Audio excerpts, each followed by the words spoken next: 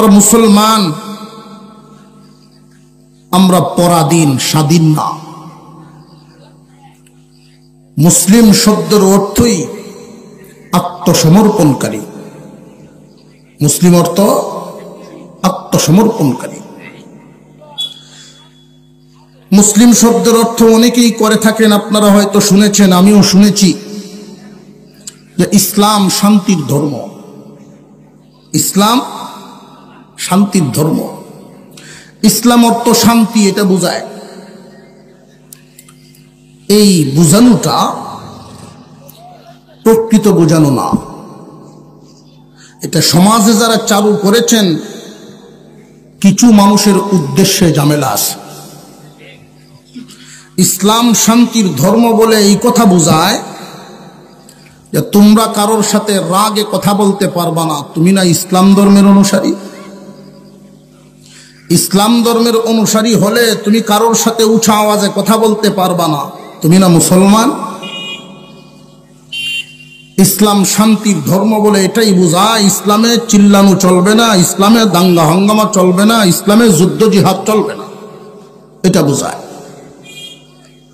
অথচ ইসলাম শব্দের অর্থ হলো আত্মসমর্পণকারী, আত্মসমর্পণ করা। আল ইসলামু গদ্দান নেহাদান।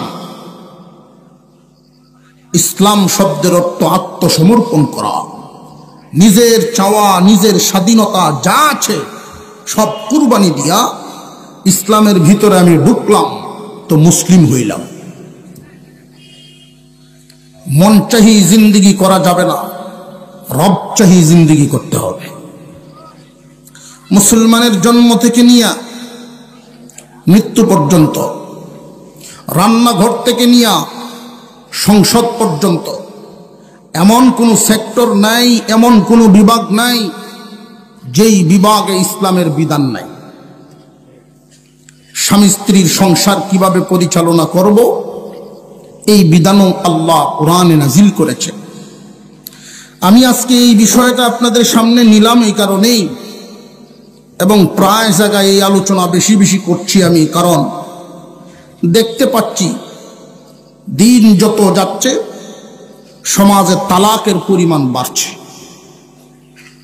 দিন যত যাচ্ছে স্বামী স্ত্রীর সংসার অশান্তির হয়ে যাচ্ছে। ভাই, দুনিয়ার জমিনে ইসলাম এবং অনইসলাম, ইসলাম ধর্ম এই পথ শিখায় আল্লাহ এবং রসুল চান মানুষ সামাজিক হবে, মানুষ পারিবারিক হবে, স্বামী স্ত্রীর সংসার সুন্দরভাবে চলবে, এটা ইসলামের শিক্ষা। কিন্তু পশ্চিমারা, বেঈমান কাফের, যে সমস্ত মানুষ ইসলাম নামটা শুনলেই যাদের গায়ের পশম দাঁড়ায় যায়, সহ্য করতে পারে না, এদের ইতিহাস, এদের সমাজ ব্যবস্থা, স্বামী স্ত্রীর সংসার খুব কম আছে। স্বামী স্ত্রীর সংসার, সাংসারিক জীবন এদের খুব কম।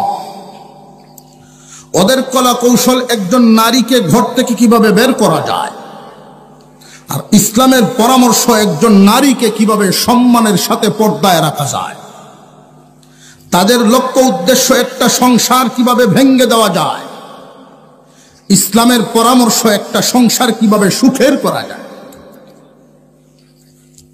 আমি যে আয়াত তিলাওয়াত করেছি, উক্ত আয়াতে একটা সংসার যেন সুখে চলতে পারে আল্লাহ পুরুষকে সবক দিয়েছেন।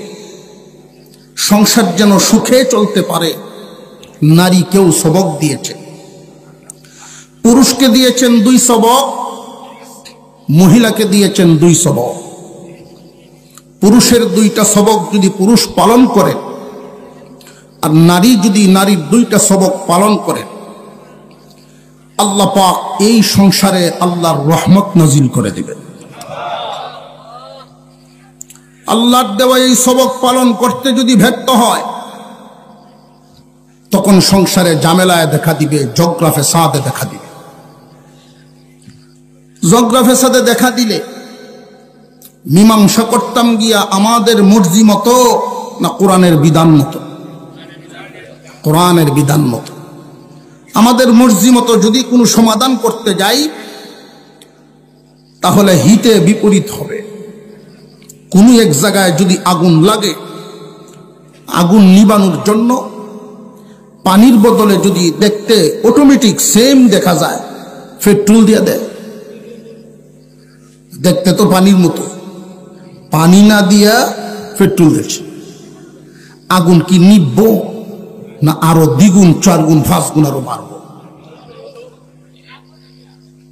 আল্লাহ পাক রব্বুল আলামিন যেইভাবে আমাদেরকে শিক্ষা দিয়েছেন সেইভাবে চলার চেষ্টা করব ইনশাআল্লাহ। الرجال قوامون على النساء بما فضل الله بعضهم على بعض وبما أنفقوا من أموالهم। আল্লাহ বলেন, ও দুনিয়ার মানুষ, কান পেতে শুনে রাখো, সূরা নিসায় আল্লাহ বিধান করে দিয়েছেন পারিবারিকভাবে স্বামী স্ত্রী দুইজন একসাথে যখন সংসার করবা, তোমাদের সংসারটা সুখ শান্তিতে যেন চলতে পারে আল্লাহ বিধান নাজিল করেছেন। ইসলামে চায়, আল্লাহ এবং রসুল চান যে একটা সংসার স্বামী স্ত্রী দুইজনে মিল মহব্বতে চলুক। আল্লাহ পাক রব্বুল আলামিন জায়েজ রাখছেন ইসলামে 2টা বস্তু এমন, অথচ আল্লাহর পছন্দ না। যদিও ইসলামে জায়েজ, 2টা বস্তু আল্লাহর কাছে পছন্দ না। একটা হলো ভিক্ষা করা আর একটা হলো তালাক দেওয়া। তালাক দেওয়া কি না জায়েজ? না জায়েজ। আরো জোরে কর, জায়েজ, কিন্তু আল্লাহর পছন্দ না অপছন্দ? ভিক্ষা করা জায়েজ না না জায়েজ? কিন্তু আল্লাহর পছন্দ না অপছন্দ? ইসলামের 2টা বস্তু, 2টা বিষয় জায়েজ, কিন্তু আল্লাহর পছন্দ না। এটা আল্লাহ পছন্দ করেন না, তাহলে জায়েজ রাখলেন কেন? জায়েজ রাখলেন মানুষ চলার সুবিধার জন্য, মানুষ যেন আটকে না যায়, চলতে যেন পারে। তবে জানিয়া রাখবা এটা আল্লাহর পছন্দ না। আল্লাহর পছন্দ তোমরা স্বামী স্ত্রী দুইজন একসাথে থাকতা, একসাথে থাকতে গিয়ে যেন আল্লাহর রহমত পাও। এই জন্য আল্লাহ বিধান নাজিল করেছেন, আর রিজালু কাওয়ামুনা আলান নিসা। ও দুনিয়ার পুরুষগণ, আল্লাহ বিধান করেছেন পুরুষের জন্য 2 সবক, নারীর জন্য 2 সবক। পুরুষগণ কান পেতে শুনেন।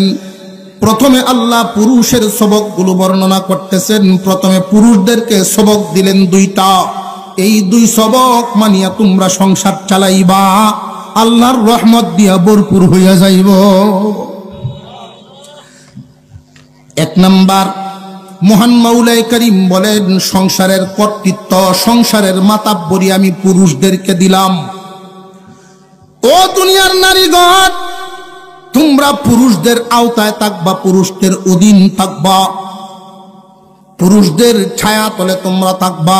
এটা 1 নাম্বার সবক। পুরুষরা, সংসারের জিম্মাদারি, সংসারের মাতাব্বরি তোমার হাতে। সংসারের মাতাব্বরি কি মহিলার হাতে দিছেন না পুরুষের হাতে? বর্তমান সমাজ ব্যবস্থায় আমরা যা দেখতে পাই, প্রত্যেকটা পাড়ায় 2-4-5টা পরিবার এমন পাওয়া যায়, প্রত্যেকটা গ্রামে 10-15-20টা পরিবার এমন পাওয়া যায় মাতাব্বরি নারীর হাতে। আর একটু জোরে কর, ঠিক আল্লাহর বিধান মতো না বিধানের উল্টা? বিধানের উল্টা চলিয়া কি মুসলমানের রহমত পাইব না গজব?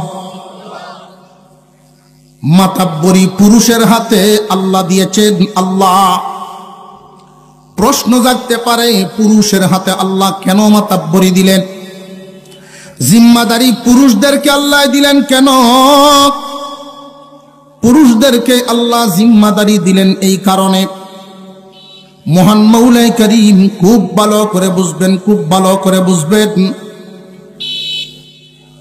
আদম আলাইহিস সালামকে আল্লাহ বানাইছেন সরাসরি মাটির থেকে, কিন্তু হাওয়া আলাইহিস সালামকে আল্লাহ সরাসরি মাটির থেকে বানান নাই, আদমের অংশ থেকে বানাইছেন। কারণ কি? তখন কি মাটির কম পড়ছিল নাকি? অবশ্যই আল্লাহ তাআলার হিকমত, আদম আলাইহিস সালামের বডির অংশ দিয়া মা হাওয়া নারী জাতির প্রথম নারীকে বানাইছেন। সমাজের অনেক মানুষ মনে করেন স্বামীর পাজরের হাত দ্বারা, বাম পাজরের হাত দ্বারা স্ত্রীরে বানাইছে। এরকম একটা কথা সমাজে আছে না নাই? এটা সঠিক না। সঠিক হইল পুরুষ জাতির সর্বপ্রথম পুরুষের বাম পাজরের হাত দিয়া নারী জাতির সর্বপ্রথম নারী বানাইছে। এটা হইল সঠিক কথা। একজন মানুষ পুরুষ মানুষের বাম পাজরের হাত দিয়া যদি তার স্ত্রীরে বানায়, এমন মানুষও তো আছে যে 17-18টা বিয়ে হয়েছে, এমন ভাব হলো তো আছে।